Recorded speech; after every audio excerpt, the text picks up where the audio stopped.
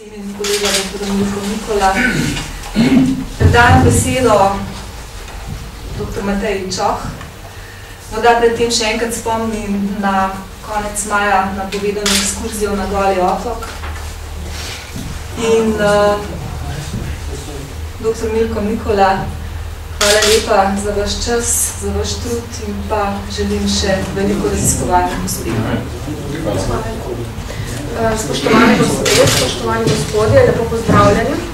Danes torej predstavljamo knjigo dr. Milka Mikole, Dokumenti in pričevanja o povojnih izgonih prebivalstva v Sloveniji.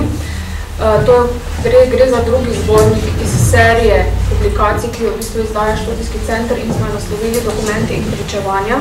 Ena od nalog študijskega centra je namreč tudi ta, da zbiramo različne dokumente in pričevanja o različnih oblikah nasilja totalitarnih sistemov v 20. stoletju v Sloveniji. Kot verjetno veste, je do sedaj dr. Mikola zbral in objavil dokumente in pričevanja o povojnih delovnih taboriščih in 2 zvezka dokumentov in pričevanj o povojnih koncentracijskih taboriščih v Sloveniji.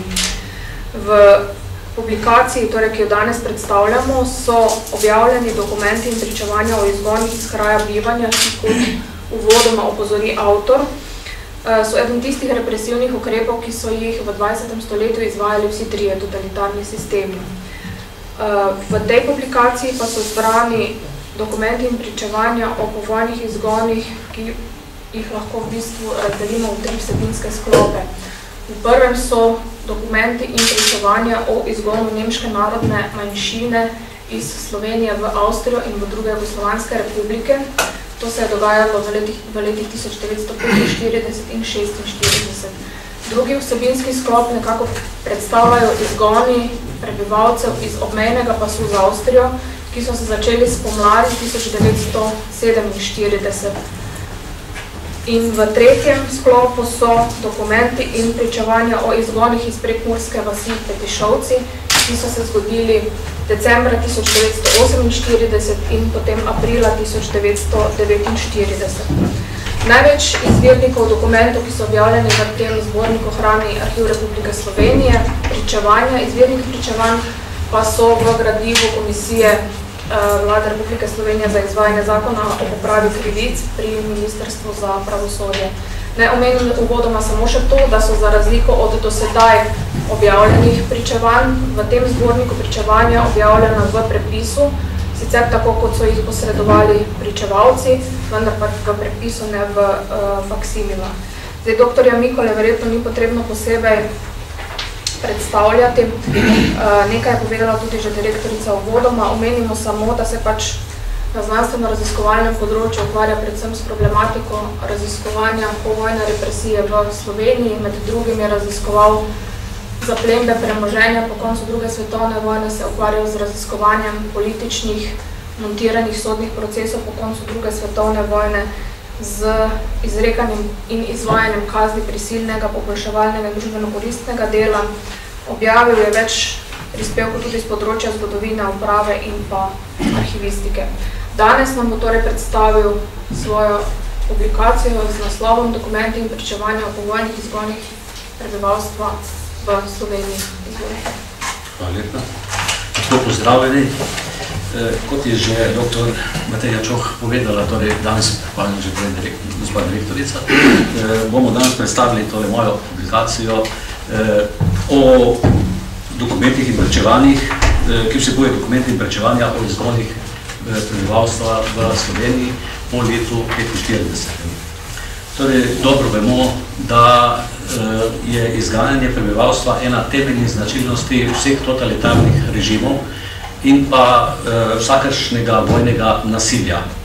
Nazadnje vemo, da smo bili priče v Bosni, ko je ta pojav dosegal strahotne razsežnosti izganjanja prebivalstva. S tem problemom moram reči, da sem bil seznanjen samo, koliko se je to nanašalo na izganjanje povojne, torej slovenskega prebivalstva, ne povojne, medvojno, hočem reči, ker je to že v svojem delu nacistična raznarodovalna politika na Slovenskem 41-44 obdelal dr. Toni Ferenc, in pa deloma tudi o izgonu nemške manjšine v letih 45-46, ker je potem tudi šel poseben zbornik že, ki ga je izdal Inštitut filozofske fakultete, naslov zbornika pa je Nemci na Slovenskem, mislim, da 1941-55, nekaj takega, ki govori o izgonu nemškega prebivalstva. Samo da tam ne najdemo ničesar v zvezi z usodami teh ljudi, torej tam gre za splošne zgodovinske podatke, kako je to potekalo in pa torej, nekatere statistične podatke, tudi koliko je bilo teh izgnancev in podobno. No, to me je napeljalo na misel, da že takrat, ko sem bil še na sektorju za popravo krivic, ker sem se srečal z gradivom, sem lahko prebiral torej gradivo Komisije za izvajanje zakona o popravi krivic, v katerem sem pa tudi naletel na pričevanja Slovencev, torej naših ljudi, ki so bili izgnani po vojni iz kraja bivanja. To pa je bilo doslej v slovenskem zgodovinopisju, dejansko ni bilo skoraj nič o tem napisanega ali pa samo nekaj bežnega. No in ker sem imel na razpolago ta pričevanja tako o izgonu nemške manjšine, pripadnikov nemške manjšine, čeprav dejansko ta pričevanja, ki so tu notri, so pričevanja ljudi, ki jih je povojna oblast samo proglasila za Nemce. Dejansko pa niti ni nujno, da so bili Nemci, oziroma da so se čutili za Nemce.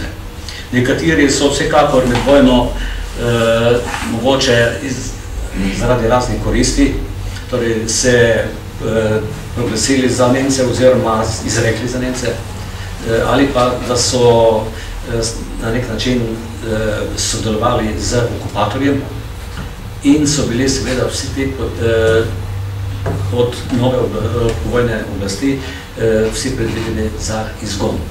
Ne glede na to, ali so resnično bili Nemci ali ne. Torej, merila so bila takšna, da je poleg Nemcev, poleg Deutscherjev, da so bili zajeti tudi vsi tisti, ki so bili obtoženi ali pa samo osumljeni, ker če bi bili obtoženi, bi prišli pred sodišče, da so bili osumljeni sodelovanja z okupatorjem. To je bilo zlasti na štajerskem delu, nekaj še tudi na Gorenskem.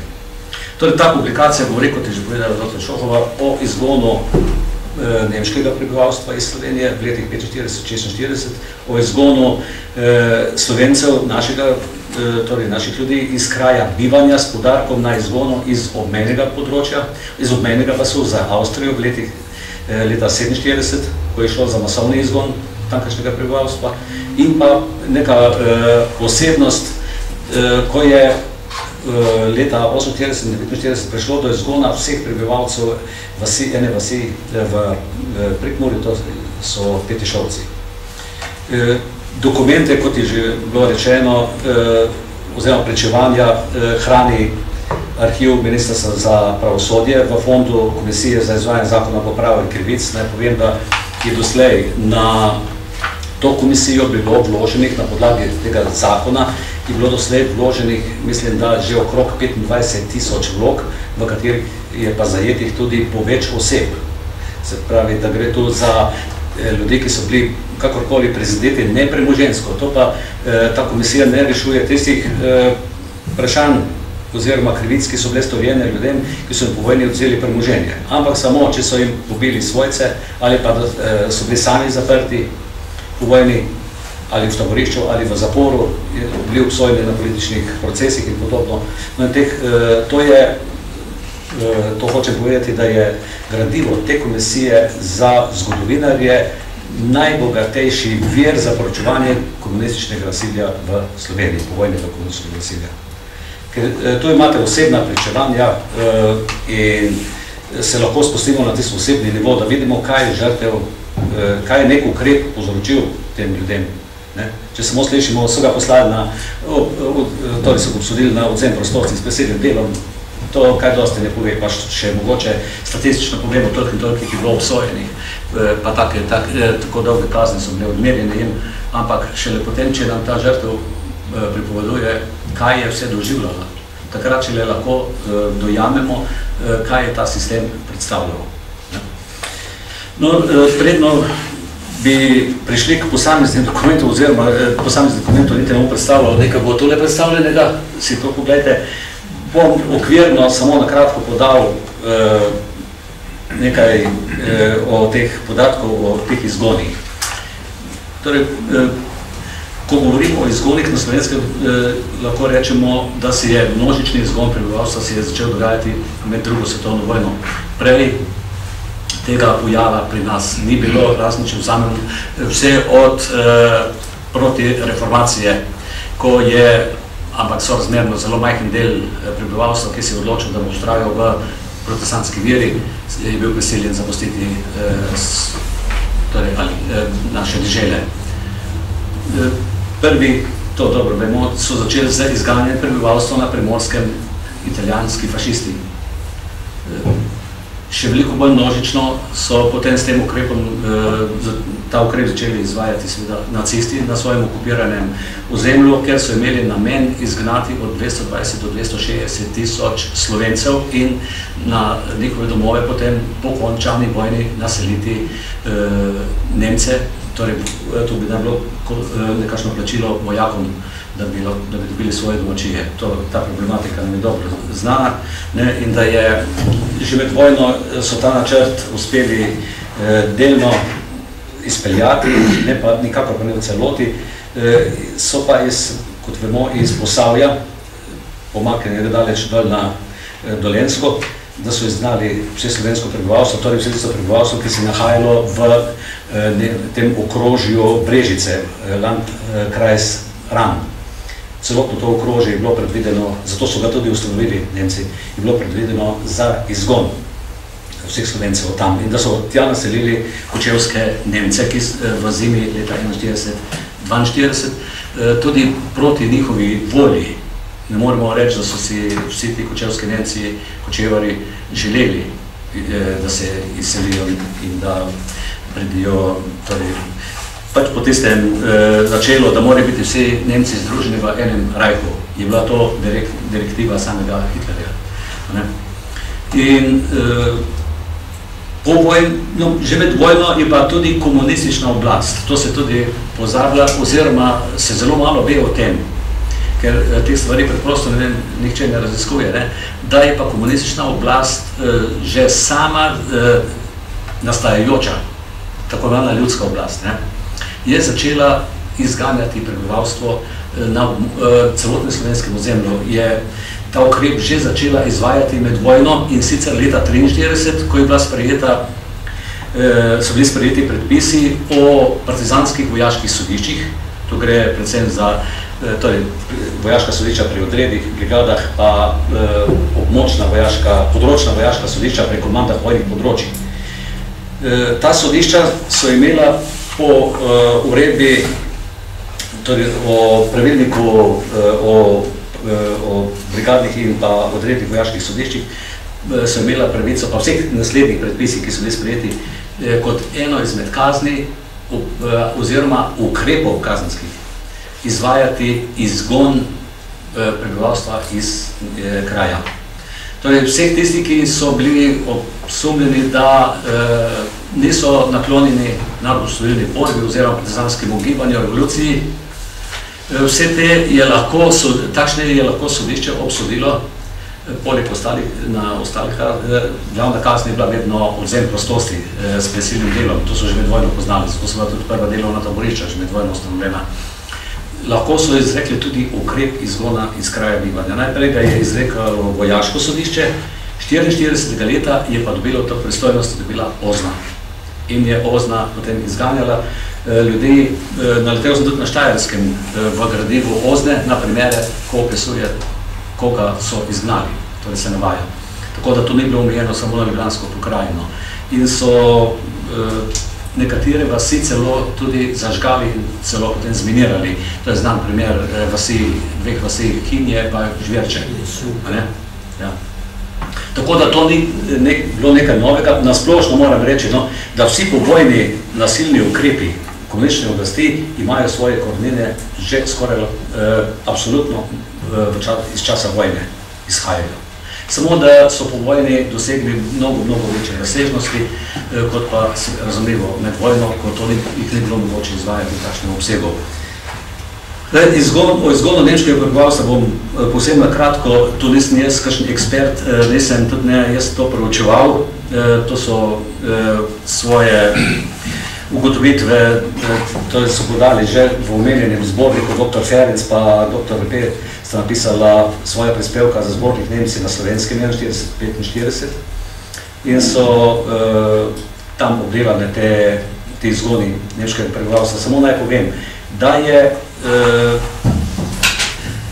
izgon nemškega prebivalstva iz Slovenije sta predvidevali obe strani. Torej, tu pa moramo biti pošteni, pa ne, da bi rekli, da so samo komunisti nameravali to narediti in tudi potem izvedli. Ampak, da je prva o tem razpravljala dejansko protikomunistična stran, torej v okviru Nove slovenske zaveze, in da je predvsem liberalci. To je znan inženir Mačkovšek, ki je naredil več elaboratov leta 1943, več elaboratov o tem, on se ukvarjal s vprašanjem povojne meje, pa tudi z gospodarskimi vprašanji in pa z vprašanjem tujerodcev, kot je on imenoval to. In da so liberalci predvideli izgon vseh tujerodcev iz Slovenije. Torej, to je mišljena bila predvsem nemška narodna manjšina, ki je takrat štela okrog 25,000 pripadnikov.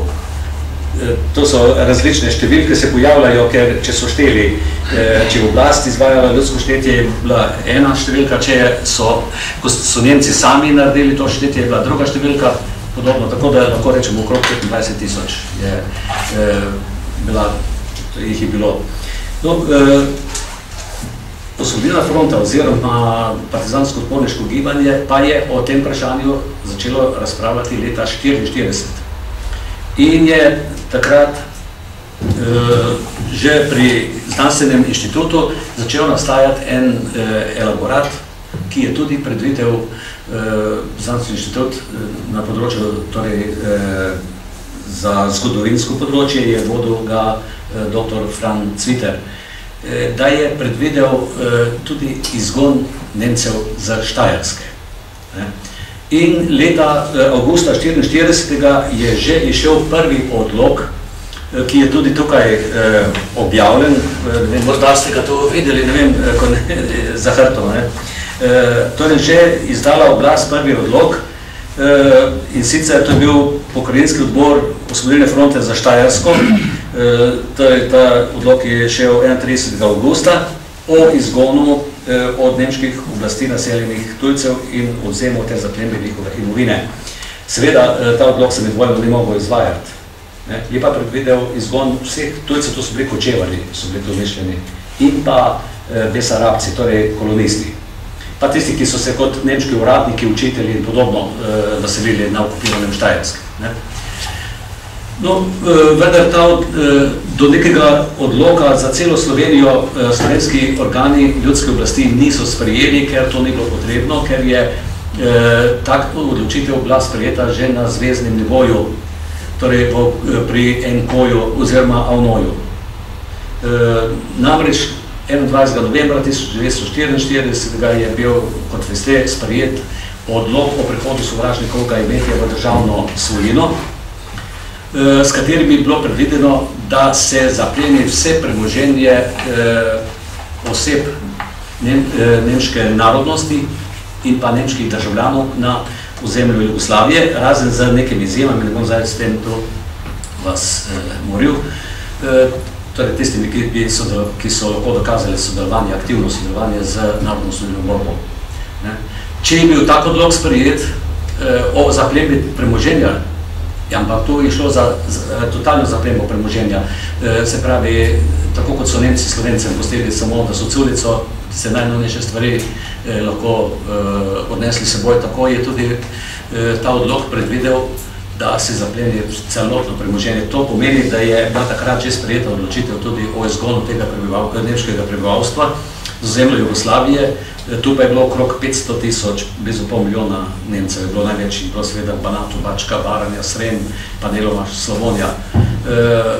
Da se, če hočeš nekomu, oziroma nameravaš nekomu zapleniti celotno premoženje, to pomeni, da mu vzameš osnovo za eksistenco in to je možno samo takrat, če misliš to prebivalstvo potem tudi izgnati, ker sicer bi padlo na ramena države, socialne. Ne? In to je dejansko tudi bilo, tako da so se začeli že takoj po osvoboditvi, ali pa po koncu vojne, bolje rečeno, so se začeli izgoni nemškega prebivalstva iz celotnega jugoslovanskega, s tem pa tudi slovenskega ozemlja. To izganjanje je potekalo v 3 valih. Prvi val se je začel maja, že 45. Prvi so bili na vrsti nemški kolonisti oziroma kočevarji, ki so, kot sem že dejal, bili naseljeni v tem obmejnem pasu, ob Savi. In to je bilo nekako tudi razumljivo, ker so se vračali nazaj slovenski pregnanci iz Srbije, iz Hrvaške, Bosne in Hercegovine, bivše NDH, in da so nameravali tu najprej počistiti z Nemci, potem pa še ta postopek širiti na ostale kategorije prebivalstva. In takrat so te kočevarje direktno izganjali, nekateri so že sami odšli. Naj povem, da pa je že pred koncem vojne od teh 25 000 Nemcev je že pred koncem vojne odšlo približno 15 do 16 000 ljudi nemškega porekla bi naj odšlo iz Slovenije, da so se sami odmaknili. In drugi val, torej kočevarji, prvi so bili na vrsti kočevarji, potem pa se je pa začel izgon tako imenovanih Volksdeutscharjev, bivših nekdanjih kulturbundovcev, pa seveda na raznih voditeljev teh organizacij nemških, nacističnih, kot so bili Steierski Heimatbund, pa Kärntner Volksbund in podobno. To pa je trajalo tam do septembra. Te ljudi so odpeljali v koncentracijska taborišča, tako so jih tudi sami imenovali, ki jih je ustanovila OZNA. To imate v tisti publikaciji, se dopolnjuje ti 2 publikaciji o dokumentih reševanja v koncentracijskih taboriščih na slovenskem, povojnih koncentracijskih taboriščih. Ta taborišča, glavno osrednje taborišče je bilo v stanišču pri Ptuju, prejšnjem Šterntalu, današnjem Kidričevem. Tu je bilo zbrani okrog 10 000, po nekaterih ocenah okrog 10 000 Nemcev in slovenskega prebivalstva, ki je bilo osumljeno sodelovanja z okupatorjem med vojno. To je bilo osrednje taborišče, potem so oglašali pa taka taborišča Teharje. Teharje ni bilo ustanovljeno za domobrance, kot bi kdo mislil, ne? Ker domobranci so takrat bili še na Koroškem in ni jugoslovanska oblast, slovenska oblast OZNA vedela, da jih bojo vrnili nazaj, ampak je bilo Teharje ustanovljeno kot taborišče za Nemce z območja celjskega okrožja, torej okrožja Celje, da so jih začasno odpeljali v to taborišče, kolikor jih niso v Stari Piskar, v te celjske zapore od OZNE. In pa taka taborišča so bila še v Mariboru, lahko bi jim rekli, kakšna prehodna taborišča, to so bila Bristanica, Studenci, pri Mariboru, Kamnica, pri Mariboru, Tezno. Tam so pa te ljudi potem odpeljali v stanišče pri Ptuju in od tam so jih po razpustitvi teh taborišč, najkasneje do konca oktobra so bila ta taborišča razpuščena, ker so se bali zaradi volitev, da bo to naredilo, ko se je razvedelo, kaj se dogaja v teh taboriščih, da ostajajo koncentracijska taborišča, je prišlo do odločitve, da jih ukinijo. Drugje v Jugoslaviji so bila pa še do leta 1948 ta taborišča za Nemce. In imate tudi tu objavljene, če pogledate dokumente, ste verjetno vedeli, mogoče, ko je Ranković 12. maja izdal navodila o organizaciji življenja in dela v koncentracijskih taboriščih za Nemce, za celo Jugoslavijo in pa hišni red za ta taborišča. In takrat so, ko so razpustili taborišča, so te ljudi množično torej izganjali v Avstrijo, ko so jih začeli zavezniki zavračati, ker je šlo za dejansko za jugoslovanske državljane, so potem preko Madžarske začeli jih izganjati.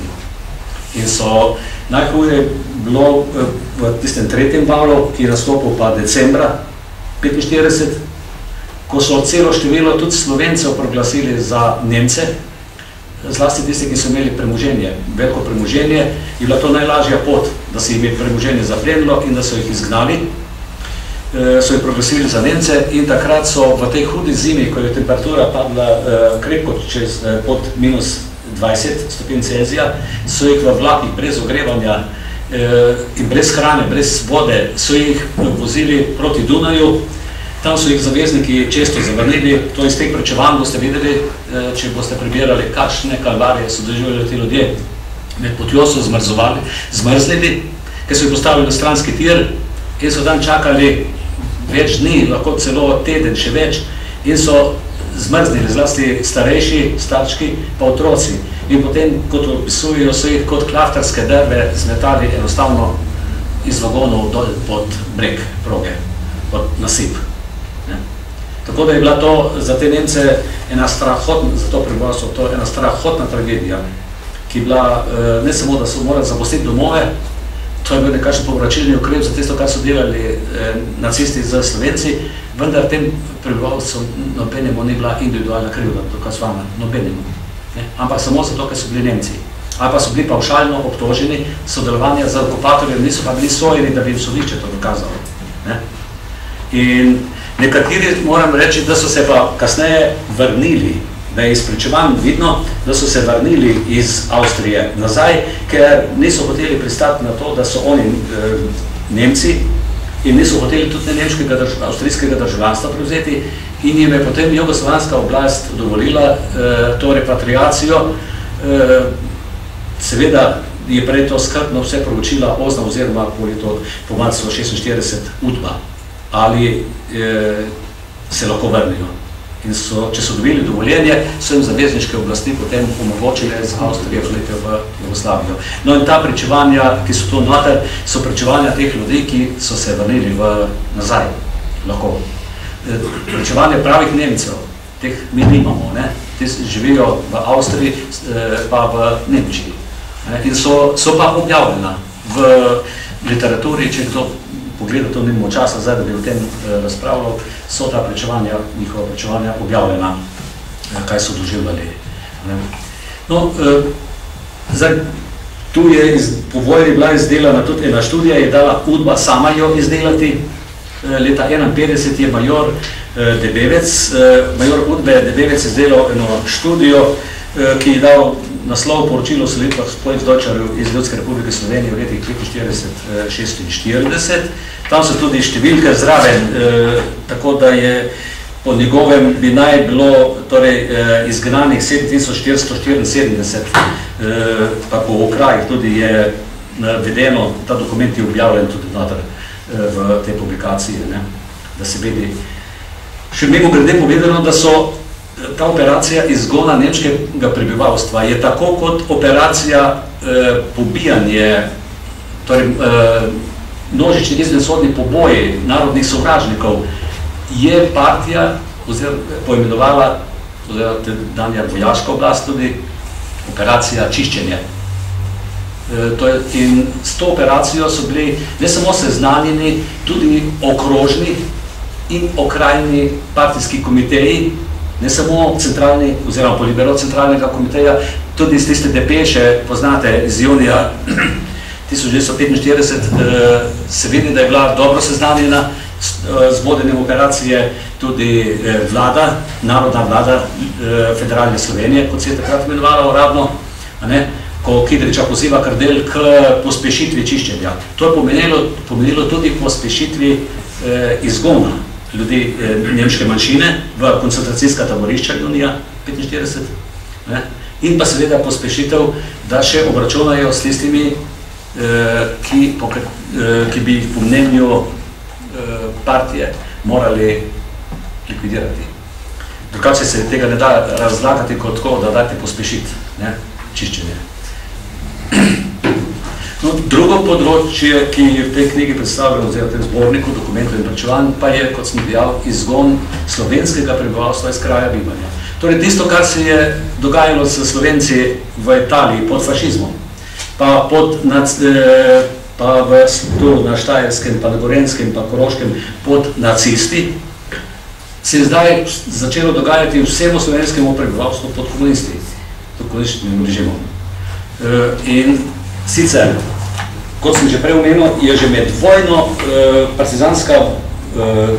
partizanski predpisi so že med vojno omogočali vojaškim sodiščem, da so izrekali kazenski ukrep izgona iz kraja bivanja za tiste ljudi, za katere jim niso mogli dokazati nobene krivde, ker bi sicer bili obsojeni na kakšno drugačno kazen. Ampak so pa vedeli, da ne simpatizirajo z narodno-osvobodilnim gibanjem oziroma niso naklonjeni revoluciji in da so take ljudi lahko odstranili, da ne bi, kot so oni dejali, širili kvarnega vpliva na prebivalstvo, so jih lahko izgnali. To je počela Ozno že med vojno. No, po vojni si pa to še mnogo bolj množično, seveda, ko ni bilo več nobenih ovir, je pa se to začelo dejansko izvajati masovno. Povojna kazenska zakonodaja, to je bil, torej te zakone, na podlagi kateri so sodili, ne bi to omenjal, ampak obstajal je poseben zakon o vrstah kazni, ker po vojni niso smeli uporabljati kazenskega zakonika iz leta 1929, kraljevine Jugoslavije oziroma prej kraljevine Srbo-Hrvatov in Slovencev, ker je bilo z odlokom OMO-ja prepovedano uporabljati vse te predpise, ki bi bili v nasprotju z pridobitvami revolucije. Zato so imeli za vsako področje kazenskega prava svoje zakone. To je zakon o kaznivih dejanjih zoper ljudstvo in državo, zakon o pobijanju dopustičnih predlagskega gospodarskega sabotaža in tako dalje. Kakšne kazni se izrekajo, je pa določal zakon o vrstah kazni. In ta je predvidel, da se lahko izreče ukrep izgona iz kraja bivanja. Prvotno je to so izvajala samo torej sodišča. Obsojencu so poleg glavne kazni, to je, da so ga obsodila na odvzem prostosti s prisilnim delom, so lahko izrekla, torej kot stransko kazen mu še izgon iz kraja bivanja, ki se je pa pokazal iz prakse, ni to vidno, da pa je potem oblast to tako tolmačila, da ni izgnala samo tistega, ki je bil obsojen konkretno, ampak tudi njegovega zakonskega partnerja in celotno družino, sključno z očetom, materjo, če sta še živela, in z najmanjšimi otroci. Skratka, vse, kar je preživelo pod streho ene hiše, kjer je bil tisti, če je bil gospodar obsojen, ali pa gospodarica, če slučajno pa. Tako da je sodišče ta ukrep formalno izreklo samo enemu, ko pa so ukrep izvedli, so pa poslali v izgnanstvo vse, celotno družino, kar je bila seveda še dodatna tragika. In kam so jih izganjali? Ukrep se je glasil, da jih izganjajo v notranjost Slovenije. Ta notranjost Slovenije je bila pa Kočevska.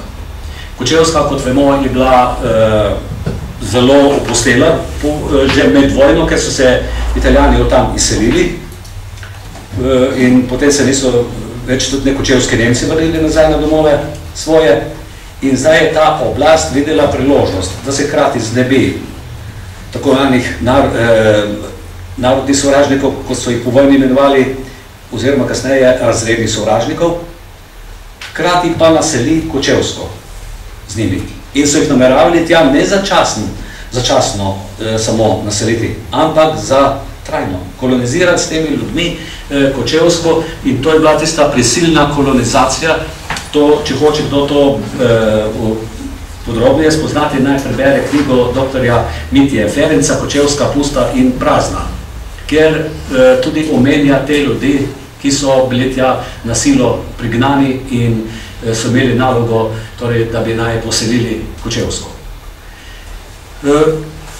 Množično se je ta ukrep začel izvajati leta 1947, takrat zasledimo iz dokumentov UDBE. Največ gre tu za dokumente UDBE, katere smo našli, dokumente UDBE, ki so nastali pri poverjeništvu UDBE za okraj oziroma mesto Maribor.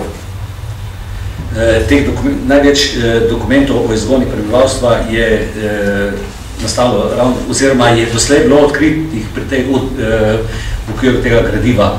Moram reči tu, da nisem tega gradiva jaz najdu, ker to je zelo zahtevno delo, namreč mi nimamo fonda, kjer bi lahko našli gradivo o izgonih prebivalstva, ker ni bilo nekega organa specialnega, ki bi se samo s tem ukvarjal. Treba je gledati gradivo sodišč, treba je pregledovati gradivo OZNE, gradivo UDBE. In gradivo UDBE pa večji del uničeno iz tega obdobja in je ohranjeno samo na mikrofilmih, teh mikrofilmov posnetkov je pa preko 2 milijona. To potem veste, kakšna strahotna količina gradiva je to, da je to neobvladljivo za enega raziskovalca. In je tu naša sodelavka, zdaj sem pa pozabil, Neža Strajnerjeva, Spredla stres, je odkrila, ko je pregledovala, iskala je gradivo za svoje znanstvene potrebe, pa je naletela na te dokumente in jih je potem meni dala. Tako da po njeni zaslugi se tu zahvaljujem, je prišlo to, mislim, mi je bilo omogočeno, da tu predstavljamo dokumente, ki govorijo direktno, kako so potekali ti izgoni. Torej, izgon iz obmejnega pasu se je začel, množični izgon iz obmejnega pasu z Avstrijo, se je začel marca leta 1947.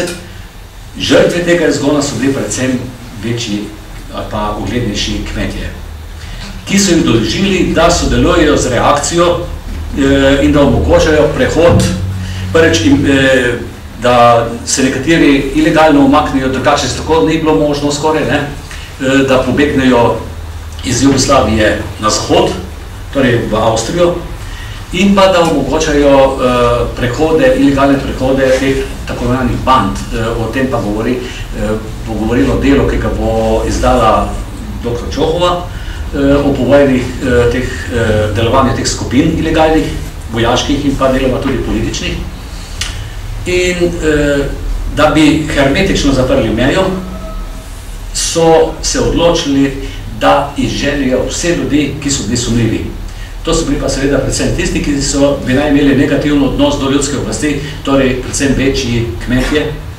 In ta izgon se je začel marca leta 1947, o tem govori tudi dokument UDBE, da so leta 1947, torej v tem času marca začeli z množičnimi izgoni z tega obmejnega pasu na območju Štajerske.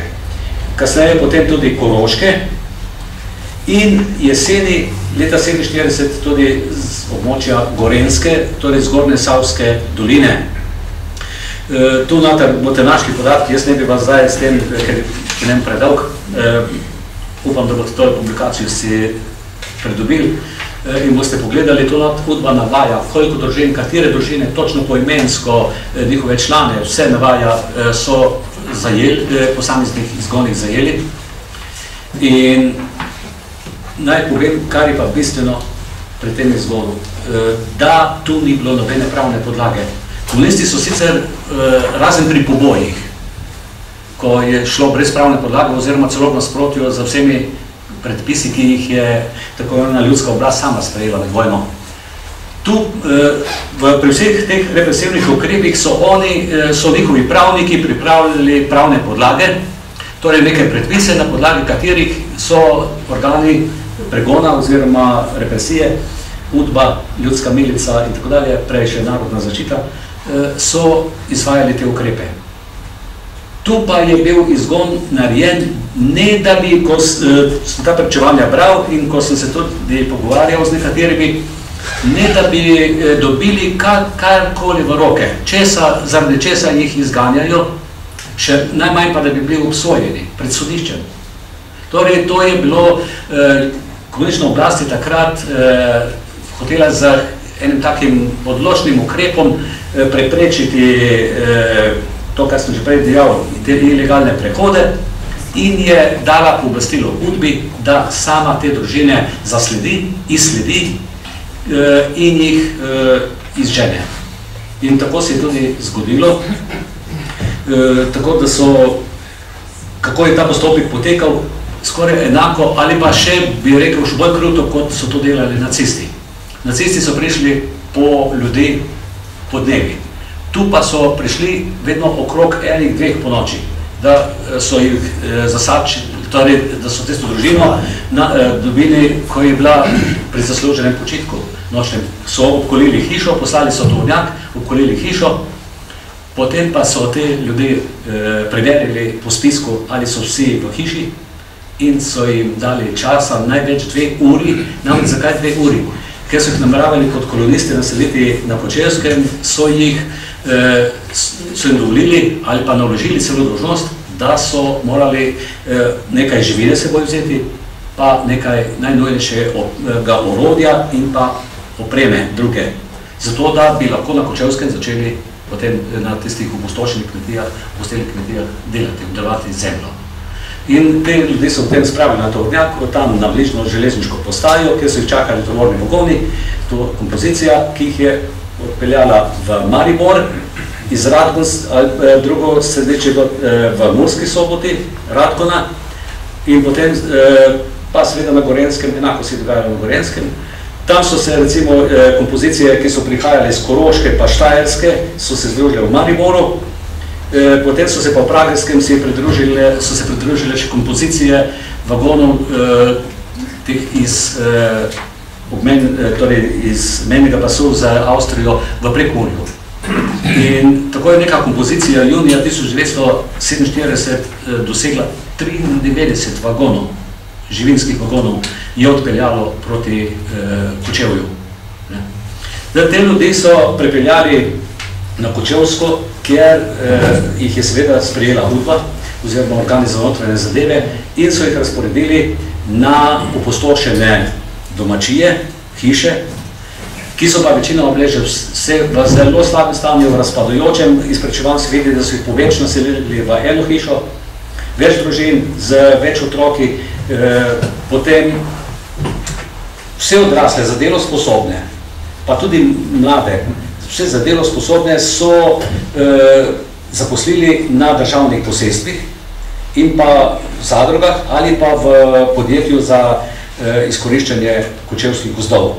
Tam so delali za minimalne mezde in so, kar pa bistvo vsega tega, ti ljudje so bili novodobni sužni, imeli so, kot tlačani bi rekel, imeli so omejeno pravico gibanja. Sicer samo na območju okraja Kočevje so se lahko prosto gibali, s tem, da so jim sledili. Če bi so morali sporočiti svojemu predpostavljenemu tam, ko so bili zaposleni, tako da to gibanje je bilo zelo omejeno. Če pa so hoteli zapustiti okraj Kočevje, so morali dobiti dovoljenje od poverjeništva za notranje zadeve pri izvršilnem odboru, v krajnem ljudskem odboru Kočevje. Za samo najnujnejših primerih je lahko ta izdal dovoljenje, če je šlo za smrt svojca, recimo podobno. V drugih primerih je pa direktno dajalo Ministrstvo za notranje zadeve Ljudske republike Slovenije v Ljubljani dovoljenja za eventualni, da so lahko zapustili v kraj Kočevje. Tudi če so odšli na dopust, so imeli dopust, kot delavci, in če so hoteli se vrniti v svoj kraj, da bi ga tam preživeli, da bi šli k svojcem na obisk, so morali dobiti posebno dovoljenje za to. Torej, to je bil kopija sovjetskega sistema. No, ti ljudje so doživljali strašne tragedije, o tem govorijo pričevanja, tam so ljudje umirali, dojenčki, otroci, starčki. En primer, ne vem, če je gospa Zopančič, danes to je ne, piše, kako je oče pisal pritožbe na maršaljat. Vsi so imeli upanje, da Tito da to ne ve in da jih bo rešil, če ga bojo seznanili, pa to ne. Ampak jasno, da to je bila utopija. In tako je, recimo, ta ostareli oče, ki ga je to strašno prizadelo, je od žalosti umrl. To je en tak primer. Navajam nekaj družin noter, vsaj 1-2 primera, ko so izgubile po 4 člane. Da so 4 otroci, pa stara mama, star oče so umrli v tem izgnanstvu. Iz tega izgnanstva s Kočevskega so se začeli vračati po letu 1951. Takrat je to je znano zaradi zveze z Informberojem, se Jugoslavija morala povezati z Zahodom, če hotela preživeti, da je dobila hrano, sploh ker je grozila splošna lakota, pa da je dobila predvsem vojaško podporo in pa v denarju. In verjetno, da je Zahod takrat zahteval, da so morali v Jugoslaviji opustiti najhujše oblike represije, kot so bila takrat še obstoječa delovna taborišča in pa izgone prebivalstva. In po letu, takrat je tudi bil sprejet že nov kazenski zakonik, uvodni del, januarja leta 1951, ki ni več predvidel kazni izgona iz kraja bivanja. Ampak kaj? Sodišča res niso smela več izrekati te kazni. So jih pa zato lahko upravni organi.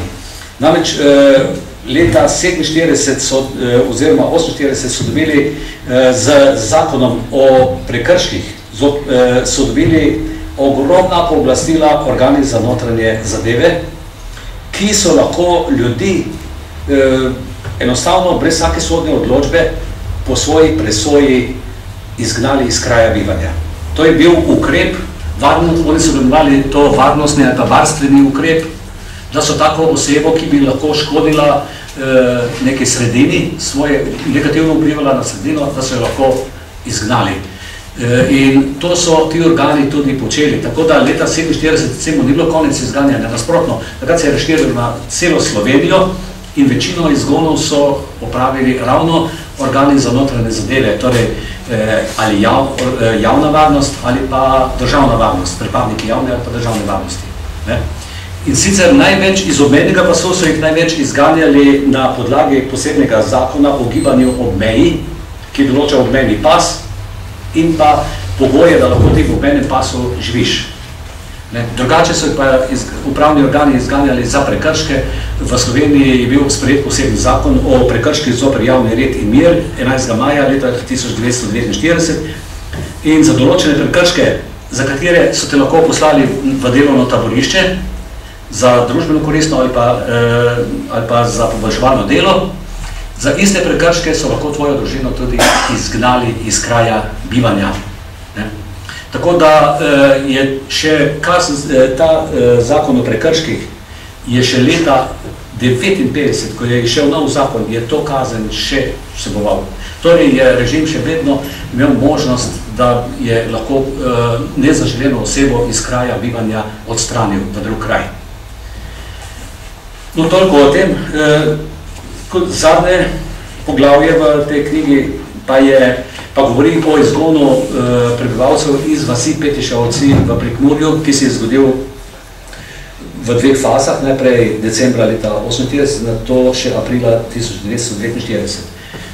Ta vas je bila pretežno madžarska, 85% je bilo Madžarov, štela je 215 družin, torej je bila zelo, zelo velika vas.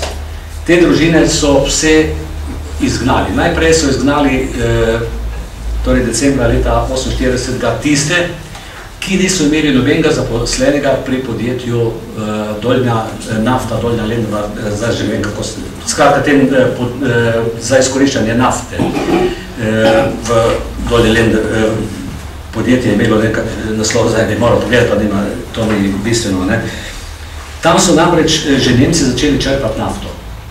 In oblast jih je leta 1949, torej nasilno tam začela izseljevati, izganjati, češ, da obstaja možnost, da bo prišlo do eksplozije in pa do požara, da je vas ogrožena. V resnici se je izkazalo, da gre predvsem za to, ker so bili Madžari in da si je oblast bala, da bi madžarska tajna policija ali pa sovjetska jih pridobila verjetno za izvajanje sabotaž, da so se tega bali in da so jih iz tega razloga ne izselili, ampak izgnali.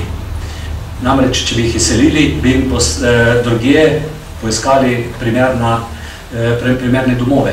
Tako pa so jih te ljudi naložili na tovornjake z nekaj opreme, živine in jih odpeljali ter vrgli dol, da so si sami morali poiskati, kakor so vedeli in znali eksistenco.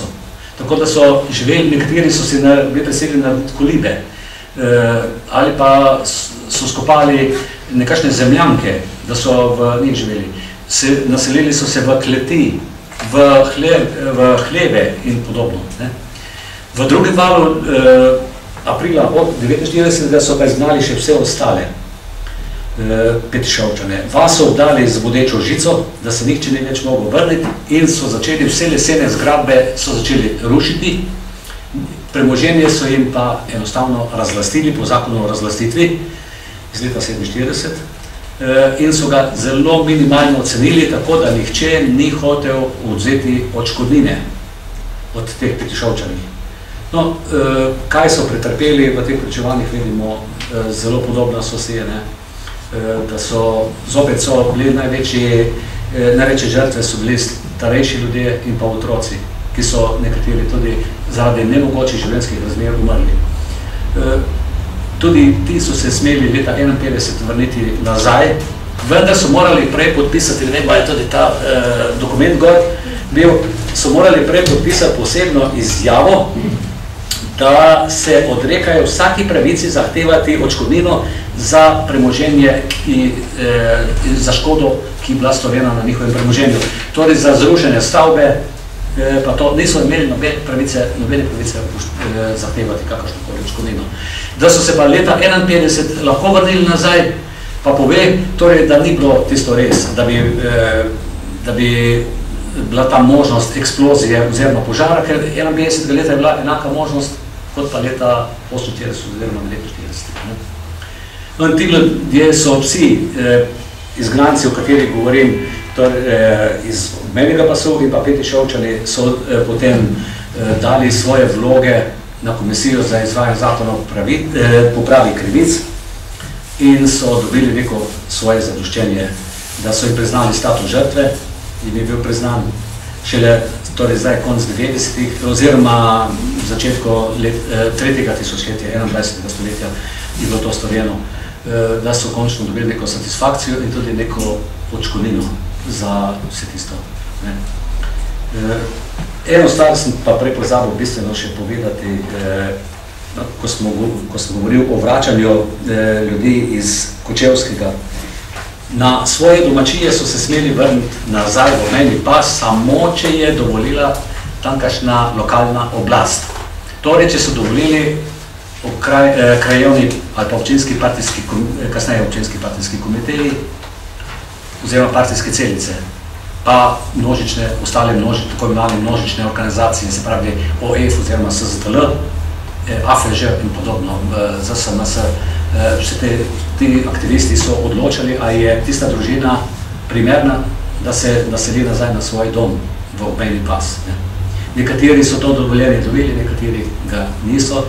En primer, s tem bom tudi zaključil, poznam, nisem vedel, da ko sem bil v službi na šoli 10 let,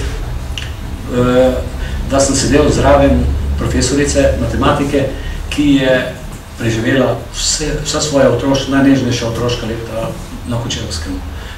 Bila je iz bližine Slovengradca, z ene vasi gor, pisala se je Kralj. In je njen oče bil obsojen na izgon, hkrati z njim so pa izgnali celo družino.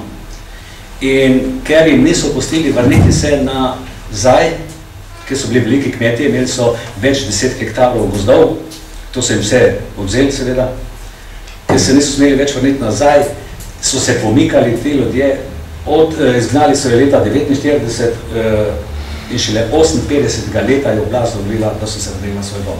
Do takrat pa so bili prej na Kočevskem, potem pa so bili tako, so se pomikali od enega do drugega, kot je pripovedovala. No, o vsem tem, bolj kot lahko jaz povem, govorijo ta pričevanja, deloma tudi dokumenti. Hvala lepa.